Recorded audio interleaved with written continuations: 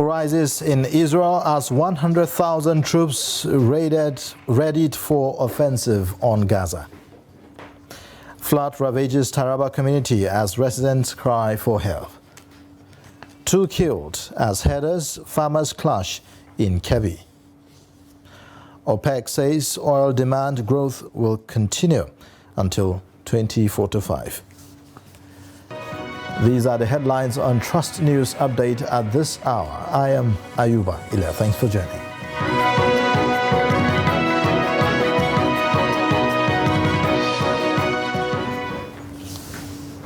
The news in full. The death toll from the fierce battle between Hamas gunmen and Israeli troops has surpassed 1,100 as Israel pounds Gaza. Israel has pounded the besieged Gaza Strip for a second night in a row after formally declaring war against the Palestinian Hamas group. Its military says some 100,000 reserve troops have amassed near Gaza. Fierce fighting is continuing in at least 3 areas in southern Israel, including at Kibbutz, in Karmia, and in the cities of Ashkelon and Sderot. Now, the latest death toll stands at 436 Palestinians, according to health officials, and more than 700 Israelis, according to media reports. Palestinian fighters said that they are holding more than 130 people captive inside Gaza. Hamas's surprise attack came after Israeli settlers stormed the Alaska Mosque compound in recent days, and a record number of Palestinians were killed by Israel in recent months. On the home front, several farmlands located along the banks of River Benue in Taraba State have been submerged by water as River Benue overflows. Similarly, residential buildings in villages along the river were destroyed. A resident of Mayoreneo town in Ardokola local government area, Jidda Mayoreneo, told Daily Trust that many houses in the town had collapsed after River Benue overflowed its banks. He said that several farms were submerged by water in the area, explaining that residents of villages along the waterway started noticing water flooding the river 2 days ago. Jidda stated that several villages had relocated as their houses had been submerged by water. Local farmers farming along River Benue banks in Adamawa are lamenting over losses incurred due to the flooding that destroyed their farms. The affected areas are the hub of rice production, and 90% of rice farms located on both sides of River Benue in the area were destroyed by a flood. Salis Law reports. The flood was as a result of water released from Laddo Dam in Cameroon Republic.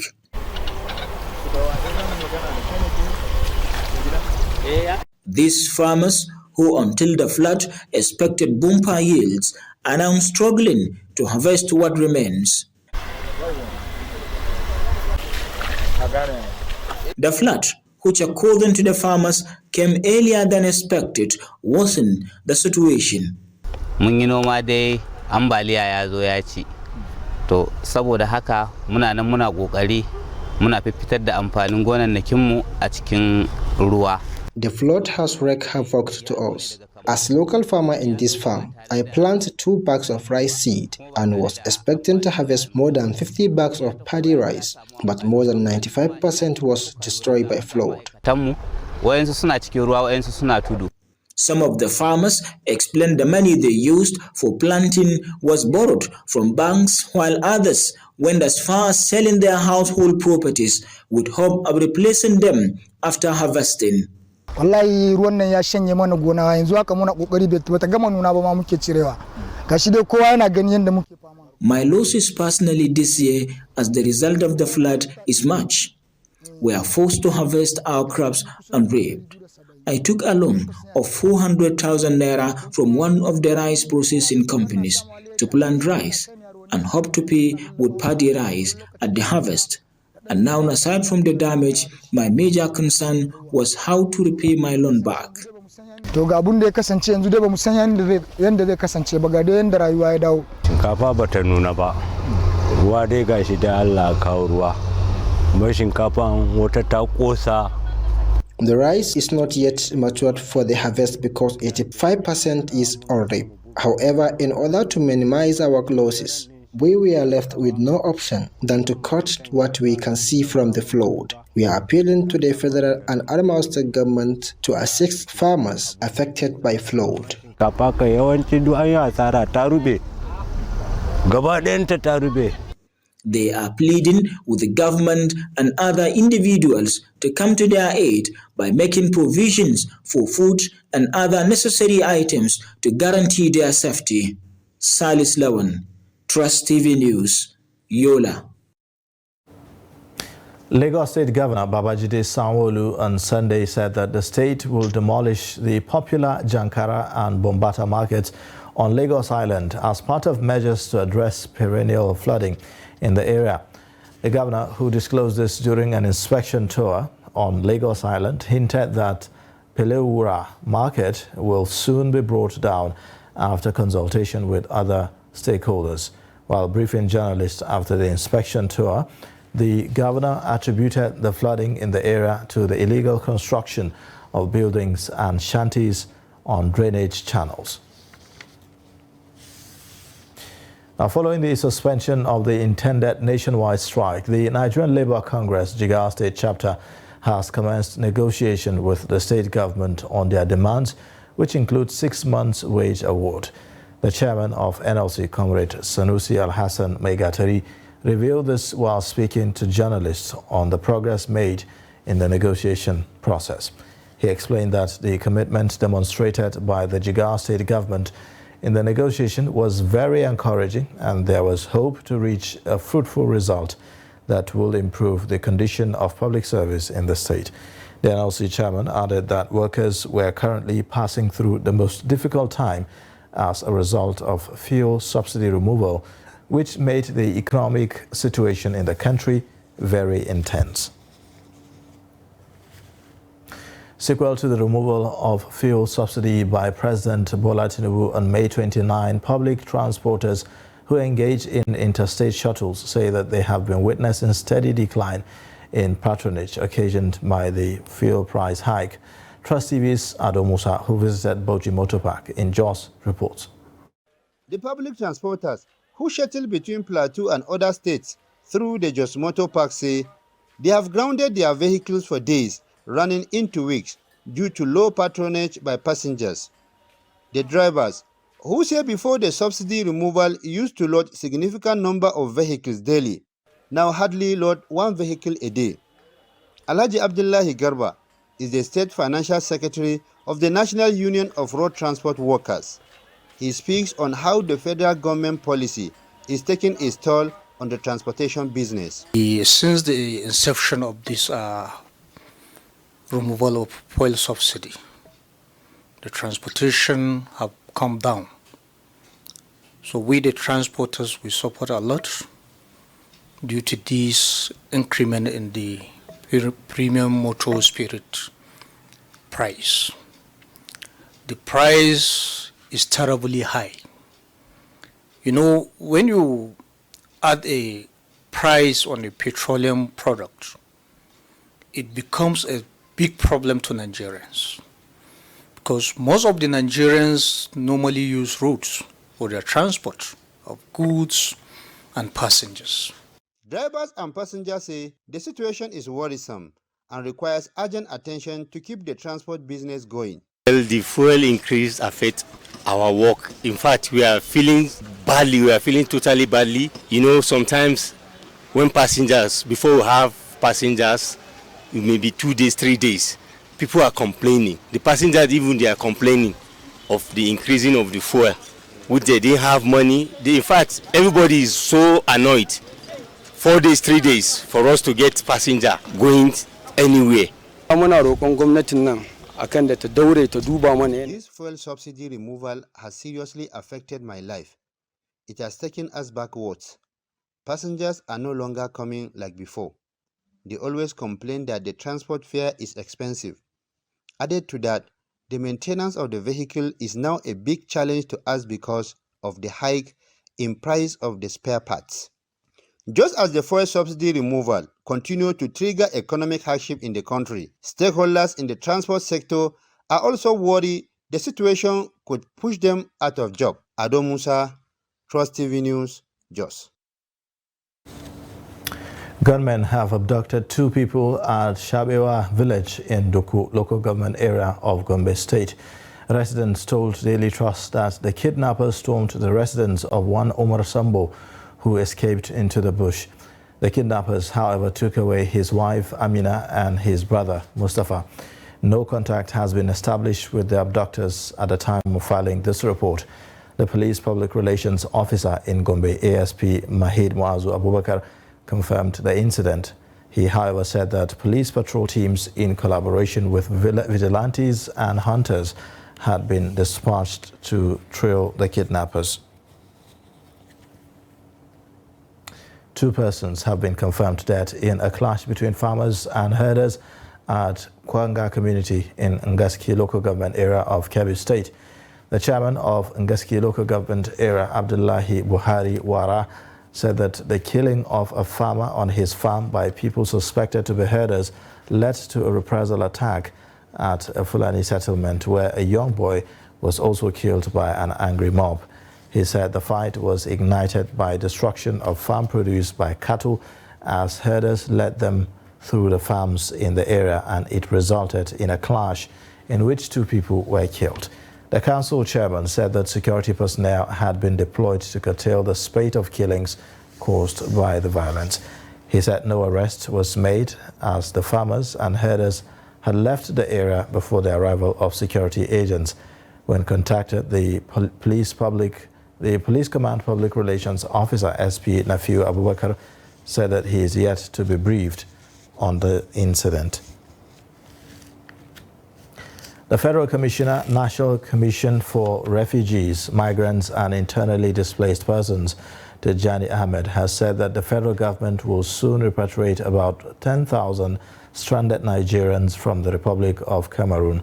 Speaking at the weekend in Abuja, when he visited some internally displaced persons camps across Abuja to distribute relief materials, he said about 7,000 stranded Nigerians in Niger and Sudan will be repatriated to Nigeria as well.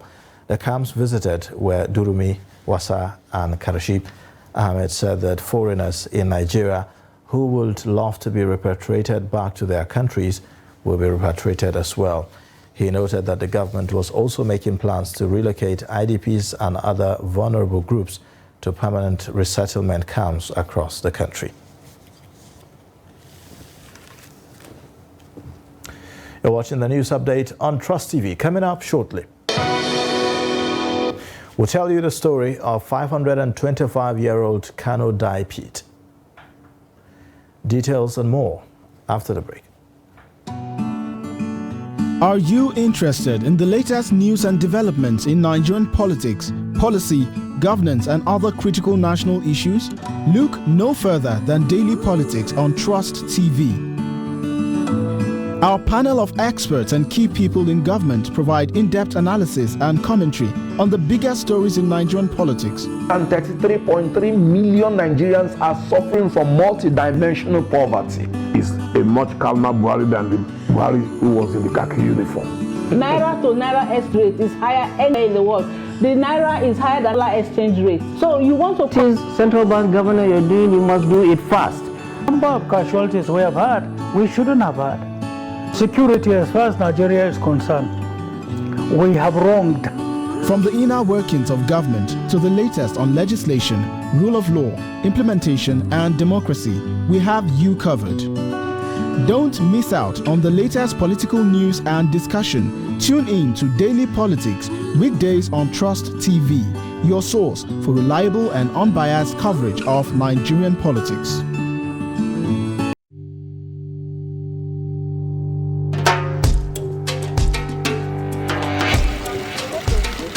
The existence of tap-borne or potable water within the Federal Capital Territory has become somewhat of a myth. When we see water, it just be like a goal where you just go and find out. You manage it to bath at times. You look this one don't bath, or the other one never bath. Just manage it like that. Cikin garinmu nan, a Gafra Junction nan, ba mu da ainihin ruwa a ce na magari kenan. Ko ba haka ba, wannan shi muna samu ya lalace. Wannan kuma na community kenan, wannan da kaga shi nan, don ka duba garuruwa duka akwai irin shi. For domestic water supply for your home, your bore must be minimum of 15 to 30 meters away from your sockaway. And it's not in every district they have central sewer system. The district where they have the central sewer system, some of these sewer systems are blocked. Some of them are even feeding the boreholes, the aquifers. Some of them are getting to the aquifers because when they are blocked, they begin to percolate, they begin to sink, and it begins to mix with water from maybe the surface water, becomes more polluted. We are reviewing the water master plan because these areas were not part of the initial water master plan.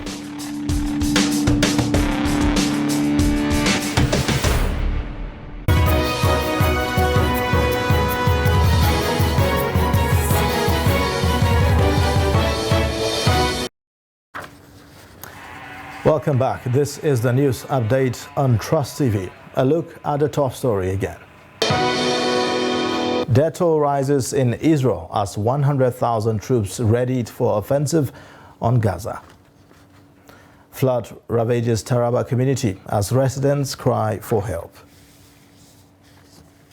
In other news, now mental health is frequently ignored while discussing health and wellness, while diet and physical fitness are given more attention. Mental health is often stigmatized and neglected.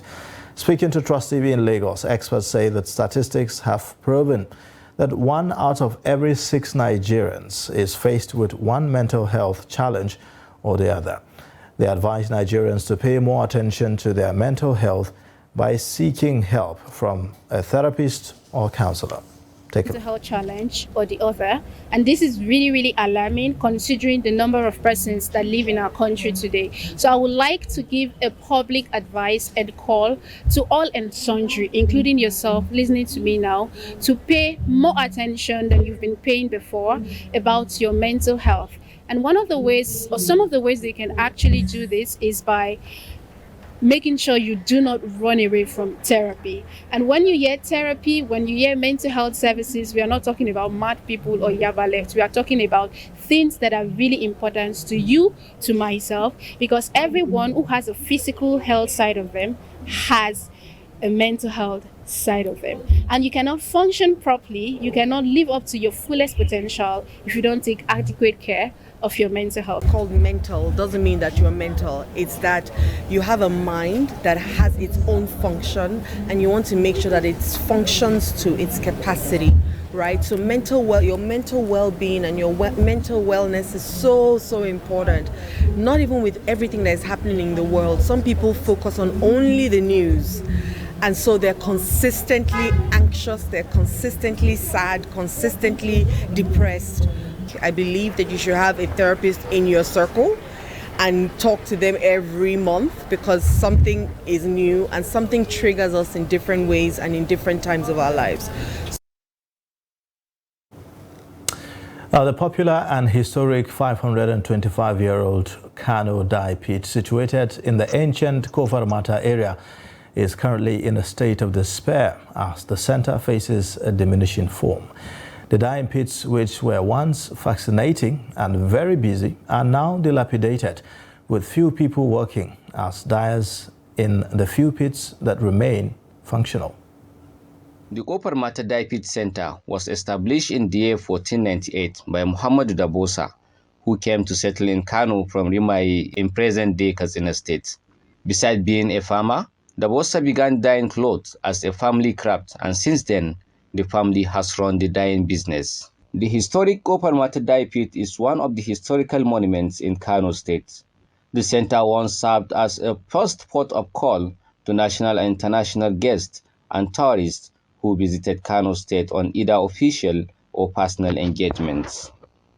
The center serves tourism purposes and is visible to passers-by. Kopar Mata is strategically located by the roadside, with petty traders displaying their goods along the old perimeter fencing. The business is not going well up to date. So normally the people that try to provide the money first, then you can buy the items. Now the items is very expensive, especially the fabrics. When you go to buy the fabric in the markets, 2 years back, when you buy the fabric in the market, 1 year maybe you buy as a 400 naira. So now it's going to 700 to 800 naira. In the pits area, there are about 144 pits on display, but not more than 5 are now functioning to keep business going and the center running. Majority of the pits are now filled with ill-looking rubbish. It is an ugly sight, best described as plastic waste and water pollution that could trigger unwanted diseases. Most of the pits, we can see the rubbish inside. So the rubbish is not a problem because there's preservation the pit. If you can leave the pit without anything inside, it's cracked because of hot of the sun. It's cracking the pit. So when you put the sun like a little rubbish in, when the sun is coming, there's no cracking the pit. That is why what you can see, most of the pit there's in rubbish inside. If you can get order from the people, we can open all the pits to what be action. Many people have left the business they inherited from their parents and have sought for other avenues to earn a living. The business is therefore only kept alive by the passion of the operators of the pit. For now, the place is no more lucrative, but you know, it's just a matter of time. With gold, all things are possible. What we are passing through right now is just a taste of time. I believe everything will come back to normal. Records exist to show that fabrics made by the Kopar Mata dyers were adjudged the best fabrics in the past. In fact, ancestors of the operators boasted that the finished fabric from Kopar Mata was always in high demand, especially during festive periods. The business has drastically gone down, and we hope that the new administration will give us a pat on the back for the business to thrive. A key reason for the dwindling dyeing business is because it has continued to suffer neglect from successive governments. As you are aware, government alone cannot provide the required development in whatever sector. We are therefore passionate about making partnerships and collaborations with NGOs, local and international organizations, donor organizations, among many other relevant stakeholders. We will collaborate with them, we will engage them, and see how best we can develop this important facility that is the Kopar Mata dye pit and many other historic sites and monuments across the state, inshallah. The intrusion of the Chinese into the dye business may be the last straw, as thousands of youths involved in the dyeing business across the state have been rendered jobless because the Chinese have been allowed to import into Nigeria low and cheap quality finished fabrics that are usually made from plastic fabrics instead of cotton. Salim Umar Ibrahim, Trust TV News, Kano. Now, in business, despite mounting efforts to limit climate change, the OPEC oil cartel said Monday it expects demand for crude to continue to grow for the next 2 decades. In its 2023 annual report, the Organization of the Petroleum Exporting Countries forecast demand for crude to reach 116 million barrels per day by 2045 under its main scenario, a 16.5% increase from the 99.4 million barrels per day in 2022. That is an increase of 6 million barrels per day from its estimate last year. In order to meet this demand, OPEC says that additional investment in fossil fuel production will be needed, putting the figure at $14 trillion by 2045, or roughly $610 billion per year. According to OPEC, whose 13 member states include Saudi Arabia, the Gulf states and Venezuela, oil demand will be driven by emerging and developing nations, with India in pole position. And in sports news, goalkeeper Chiamaka Nadozie, defender Osinachi Ohale, and forward Azizat Oshola headline a list of 22 players invited to the Super Falcons camp for this month's Paris 2024 Women Olympic Football Tournament qualification fixture against the senior women national team of Ethiopia. Ethiopia will host the first leg of the second round fixture in Addis Ababa on Wednesday, 25th October, with the second leg in Nigeria on Tuesday, 31st of October. Ethiopia eliminated Chad in the first round of the series as 9-time African champions. Nigeria drew a bye. The Super Falcons, who finished 8th at the 32nd team FIFA Women's World Cup finals in Australia and New Zealand in the summer, also drew a bye to the third round of the 2024 Women Africa Cup of Nations qualification series after Sao Tome and Principe's senior girls scratched the tie. The Falcons will be up against their counterparts from Cape Verde in the third round of that series at the end of November. And that's a wrap on the news update. You can watch more via all our social media platforms and also on our YouTube live stream. I am Ayuba Ila. Thanks for watching. Bye for now.